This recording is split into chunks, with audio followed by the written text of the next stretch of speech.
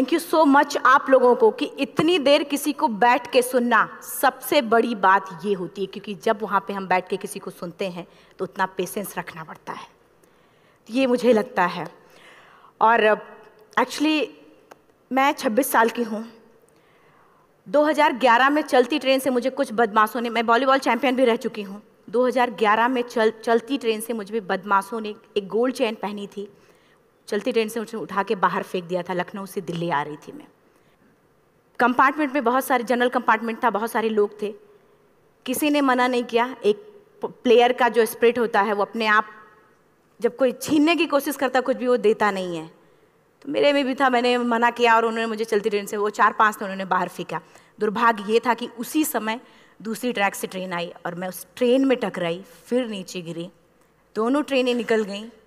कुछ देर बाद मैंने हाथ को ऐसे रख के उठने की कोशिश किया तो देखा कि मेरा पैर कट चुका था। थाई को उठा के देखा, मेरा पैर ऐसे जीन्स में लटका हुआ था, ब्लड फोर्सफुली निकल रहा, दूसरे पैर की हड्डियाँ टूट टूट के बाहर निकल चुकी थी। पूरी रात मैं चिल्लाती रही ट्रैक पे, छोटे छोटे पत्थर होते ऐसे चिल्लाती रही कि कोई बचा ले, कोई नहीं आया बचाने। और जब पूरी रात चिल्लाते चिल्लाते इतना कि मुझे दिखाई भी देना बंद हो गया, जब ट्रेन आता था तो वाइब्रेट होता था। इतना ही नहीं, फ्री का इनविटेशन भी लोगों को मिल गया था, कुछ लोगों को।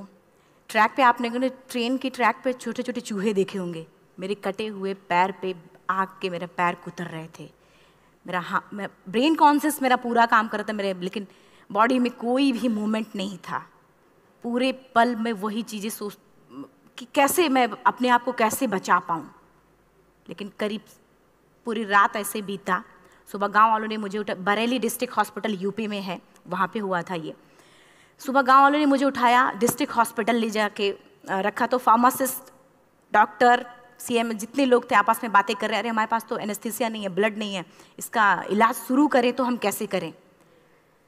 मुझे भी नहीं दिखाई तो नहीं, लेकिन मेरा सुनाई दे रहा था सब कुछ वहाँ पे। कहाँ से हिम्मत आई मुझ में, मुझे भी नहीं पता। मैंने बोला वहाँ पे कि सर जब मेरा पूरा पैर कटा, तब मैंने इतनी देर रेलवे ट्रैक पे थी, मैं उस चीज़ को बर्दाश्त किया, तो अभी तो आप मेरे अच्छे के लिए मेरे पैर काटेंगे। शायद आपको यकीन नहीं होगा, या फिर कभी आप लोगों ने ये चीज़ नहीं देखी, कोई डॉक्टर या फार्मासिस्ट अपना ब्लड दे के किसी पेशेंट को बचाया।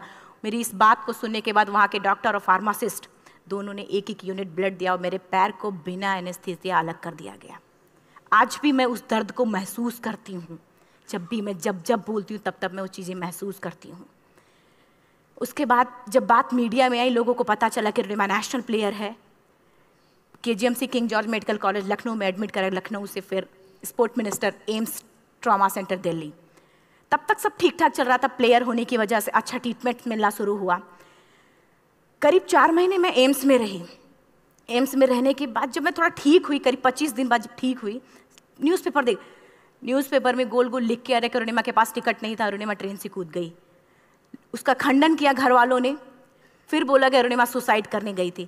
जिस लड़की का शरीर का एक अंग कट चुका, पूरी जिंदगी का पता नहीं कि व्हील चेयर है, बैसाखी या पता, यहाँ तक कि मेरे स्पाइन में 3 फ्रैक्चर था, मुझे ये भी नहीं पता था कि मैं बेड से उठ भी पाऊंगी कि नहीं। अंदाजा लगाया जा सकता, सिर्फ अंदाजा लगाया जा सकता है कि उसकी दिलो दिमाग पे क्या चल रहा होगा, उस परिवार की क्या स्थिति रही होगी, जब जिस परिवार की एक यंग एज लड़की का इस तरीके का सिचुएशन हुआ हो। फिर भी कहते हैं कि जहाँ चाह होती वहाँ राह मिली जाती है। एम्स के हॉस्पिटल के बेड पे मैंने डिसाइड किया, क्योंकि अपनी बातें हम चिल्ला चिल्ला के करें, वो सिस्टम की इतनी हाई लेवल की बातें हो रही थी कि हम एक मध्यम वर्गीय फैमिली से थे, हम अपनी बातें चिल्ला चिल्ला के कह रहे थे, लेकिन कोई नहीं सुन रहा था। लेकिन कहते हैं मैंने अपने दिल, दिमाग, अंतरात्मा से ये चीज़ सोच लिया कि ठीक है, आज आपका दिन है, जितना चाहो बोल लो, एक दिन तो मेरा दिन आने वाला, मैं प्रूफ कर दूंगी कि मैं क्या हूँ, मैं क्या थी, ये मैं प्रूफ कर दूंगी। हॉस्पिटल के बेड पे डिसाइड किया वॉलीबॉल नहीं, लाइफ का सबसे टफ गेम करना है, तब मैंने माउंटेनिंग चुना। जब मैंने माउंटेनिंग कहने और करने में बहुत फ़र्क होता है। जब मैंने माउंटेनिंग की बात सोची और लोगों के सामने, सबसे बड़ी चीज़ थी सही गाइडेंस में ट्रेनिंग लेना, दूसरा स्पॉन्सरशिप। इतना बड़ा एक साथ तो मैंने 40 से 50 लाख मैंने वाकई में कभी नहीं देखे थे पहले। मेरे लिए बहुत बड़ी चीज़ थी वो इकट्ठा कर पाना।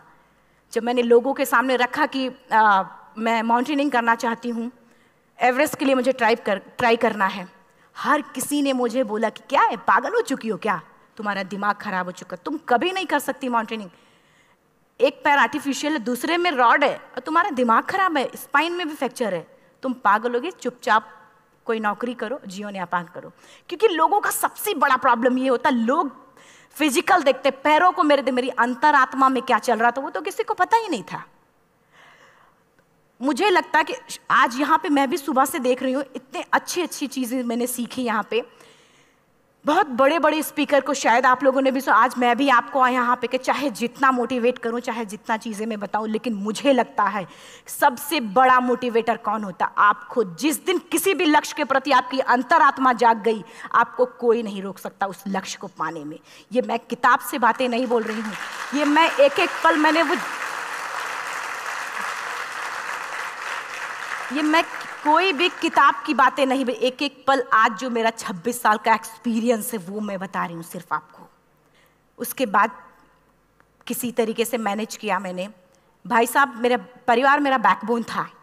परिवार ने मुझे, भाई साहब ने मुझे कहा कि मैडम बछेंद्री पाल जिन्होंने 1984 में एवरेस्ट समिट किया, उनसे मिलते हैं, वो जरूर कुछ ना कुछ करेंगे। हॉस्पिटल से निकलने के बाद मेरे राइट लेग में स्टिचेस लगी थी। मैंने डायरेक्टली घर जाने की बजाय, जब लोग ये सोचते हैं कि मुझे अपना जीवन यापन कैसे करना है, जब लोग ये सोचते हैं कि मुझे अपनी ज़िंदगी के मेरे दिमाग में सिर्फ 2 चीज़ें चल रही थी, मुझे इनका जवाब कैसे देना है और एवरेस्ट समिट कैसे करना है। फर्स्ट तुरंत गए बछेंद्री मैम के पास। जब मिले, मैम ने फर्स्ट टाइम जब मुझे देखा तो उन्होंने कहा, अरुणिमा, उनकी आंखों में आंसू आ गए। उन्होंने बोला, अरुणिमा, तूने ऐसी हालात में एवरेस्ट जैसे दुरूह पहाड़ के बारे में सोचा तो तूने अपने अंदर तो एवरेस्ट फतह कर लिया, अब तो सिर्फ लोगों के लिए। मेरे परिवार को छोड़ के बाहर की पहली ऐसी महिला थी जिन्होंने मुझ पे भरोसा किया था कि हाँ अरुणिमा, तुम कर सकती हो। मेरे लिए वही बहुत बड़ी चीज़ थी। प्लानिंग भी कर ली, मैम भी मिल गई, सब हो गया। लेकिन जब उतरते हैं फील्ड में तब पता चलता कि हम क्या हैं। रोड हेड से मैं पहुंच गई। मैडम ने कहा कि ठीक है, तुम्हारे कहने, तुम्हारे सोचने से कुछ नहीं होगा अरुणिमा, प्रूफ करो कि कर सकती हो। मैंने कहा बस एक मौका चाहिए मुझे।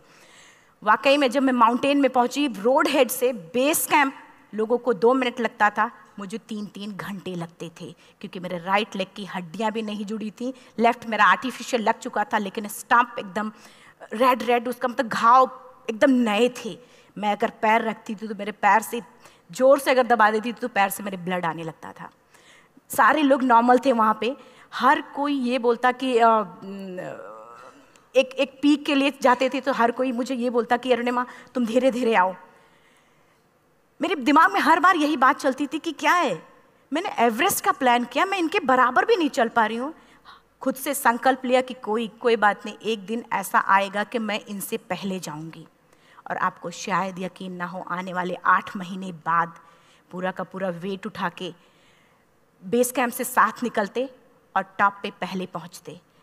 ऐसे करके देखते थे कि अरे ये लोग तो पीछे। खुशी होती थी। उससे भी ज़्यादा मुझे खुशी तब होना शुरू हुआ जब वो सारे लोग आके मुझसे ये पूछते, मैडम खाते क्या हो, बता दो। पैर नहीं है फिर भी कैसे चलते हो। उसके बाद पूरा मुझे स्पॉन्सरशिप मिला।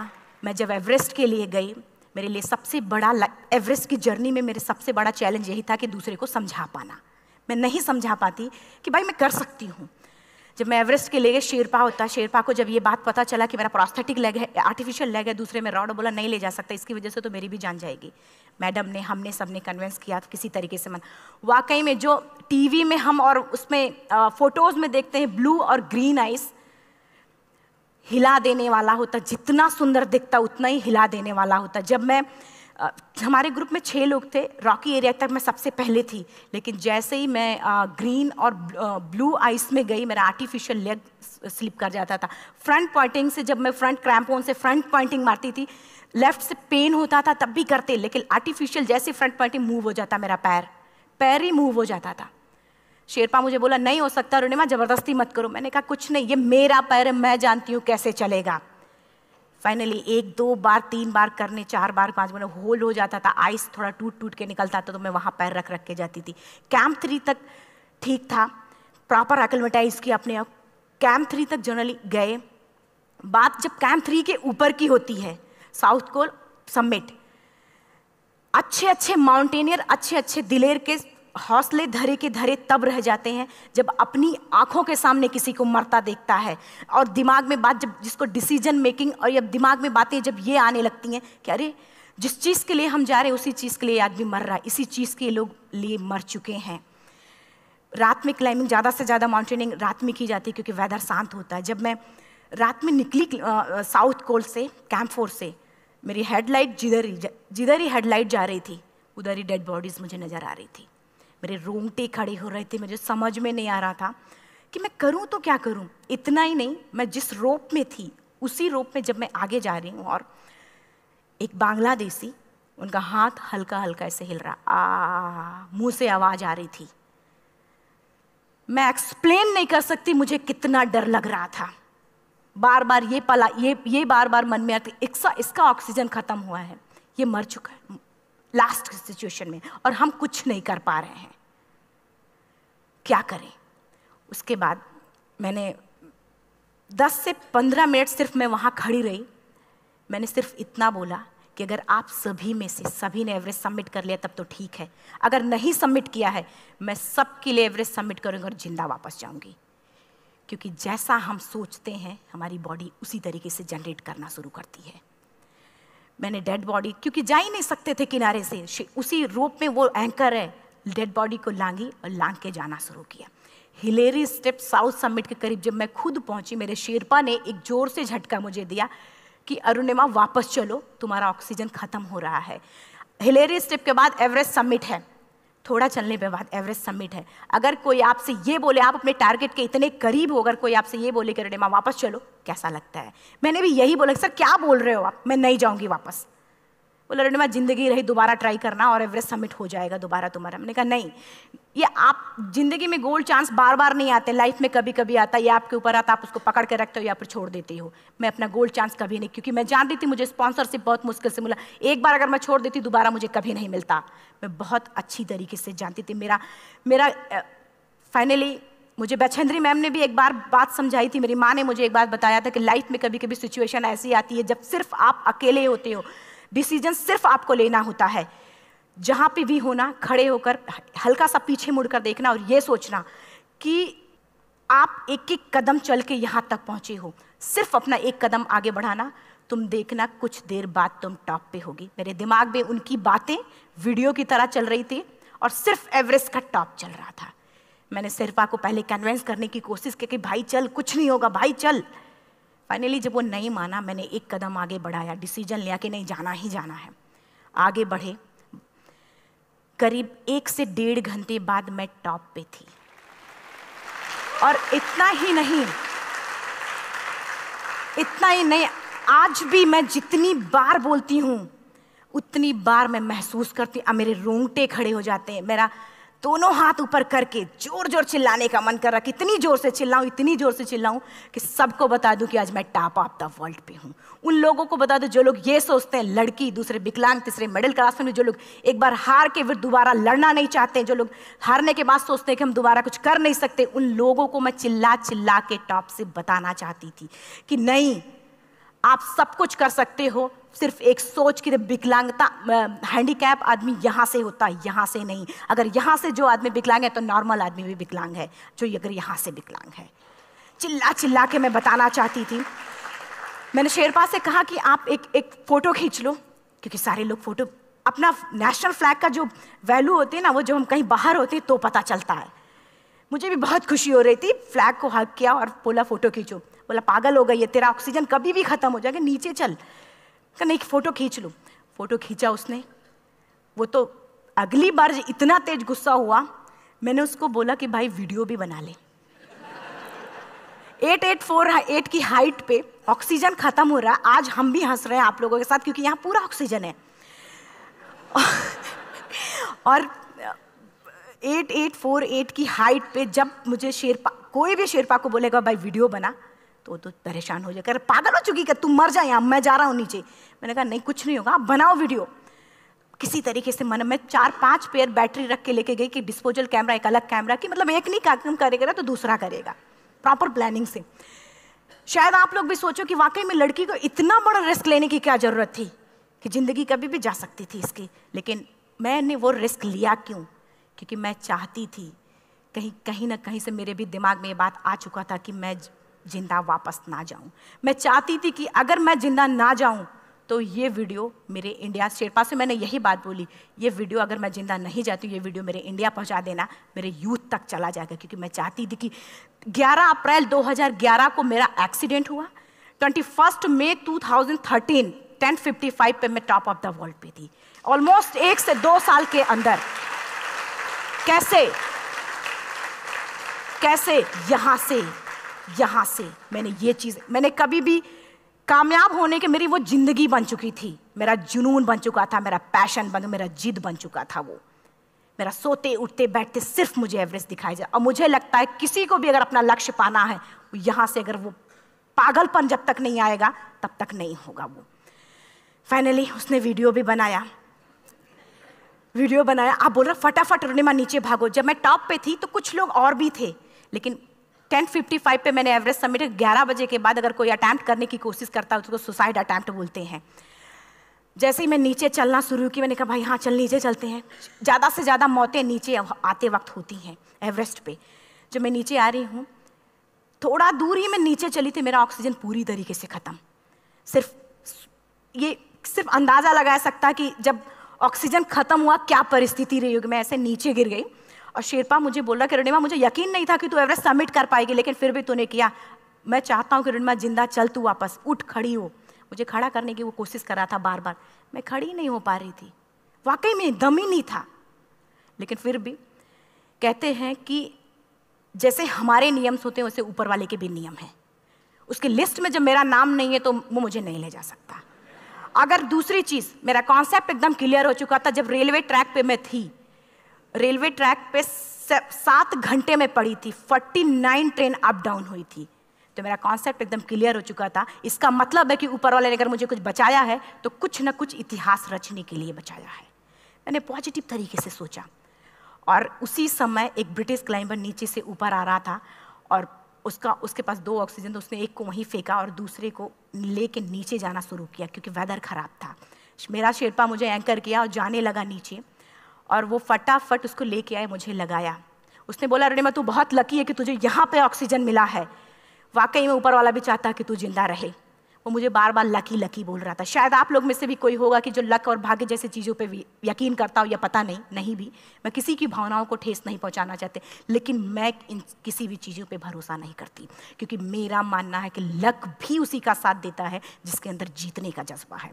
अगर आपके अंदर जीतने का जज्बा नहीं है, चारों तरफ सिर्फ बहाने होते हैं, सिर्फ बहाने, इतना सारा एक्सक्यूज़ होता है। शायद मैं भी अगर वापस आ गई होती तो मैं बोल देती मेरा ऑक्सीजन खत्म है, कोई मुझसे पूछने, ना बछेंद्री मन, ना मेरा परिवार, कोई भी मुझे पूछने नहीं आता। लेकिन क्या कभी मैं अपने आप को समझा पाती? कभी नहीं।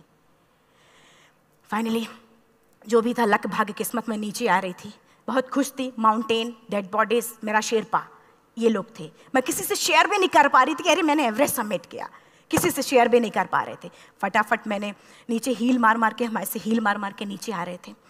एकाएक मेरा प्रोस्थेटिक लेग, पूरा का पूरा लेग ही निकल गया। -60 डिग्री तक टेम्परेचर डाउन हो जाता है एवरेस्ट पे। मेरा हाथ वगैरह ये सब ऐसे मूवमेंट, ऐसे मुड़ नहीं रहा था, ब्लड निकलने लगा था, ये सब यहाँ पे। मुझे शेरपा से मैं बोल रही हूँ कि ऑलरेडी मेरा पैर कटा हुआ है, अगर दिमाग में ये बात है कि मेरा हाथ भी काटना पड़ेगा, कैसा लगेगा मेरा दिमाग? क्योंकि ये ऐसा मूवमेंट, रेड 3 स्टेज होती हैं। रेड मेरा हो चुका था, रेड, ब्लैक, ब्लू, ब्लैक हो तो काटना पड़ेगा। तो बार बार मैं बोल रही हूँ शेरपा से कि भाई हाथ मेरा कुछ हो रहा है, इसमें मूवमेंट नहीं हो रहा है, यहाँ सबसे ब्लड हो। बोला रोनिमा कुछ नहीं, जितना नीचे जाएंगे उतना अच्छा होगा। प्रोस्थेटिक लेग मेरा निकल चुका है, मैं रुकी हूँ, मेरा ऑक्सीजन चल रहा, बड़े मुश्किल से लक भाग्य किस्मत जो भी था मुझे मिला था। शेरपा मेरे आगे है, लास्ट मोमेंट तक वो मुझे बोलेगा, अगर वो मैं नहीं चलती वो मुझे छोड़ के चला जाए। गलती उसकी भी नहीं होती, क्योंकि वो क्या करे, क्लाइंबर की वजह से या तो अपनी जान वो भी दी, गलती उसकी भी नहीं है। लास्ट में मेरी आंखों से आंसू निकलने लगा। मैंने सोचा क्या करूं अब, रोने अपने आप आंसू ने कहीं ना कहीं से आ ही जाता है। दूसरे पल मुझे समझ में आ गया कि रोने धोने से कुछ नहीं होगा। मैंने आंसू को पोंछा और रोप, जो मेरी रोप थी, रोप को पकड़ा, दूसरे हाथ से आर्टिफिशियल लेग को, पैर को घसीट के चलना शुरू हो गया, क्योंकि मेरे पास यही था। ये तो दूसरा था, गिव अप कर दो ही चीज़ थी। पैर को घसीट चलना शुरू हुआ। कुछ दूर नीचे चलने के आने के बाद रॉक था, उसमें घुसे, पैर को खोला, सही किया, फिर नीचे चलना।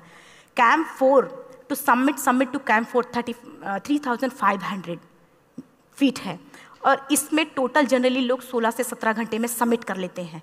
मुझे टोटल 28 घंटे लगे थे।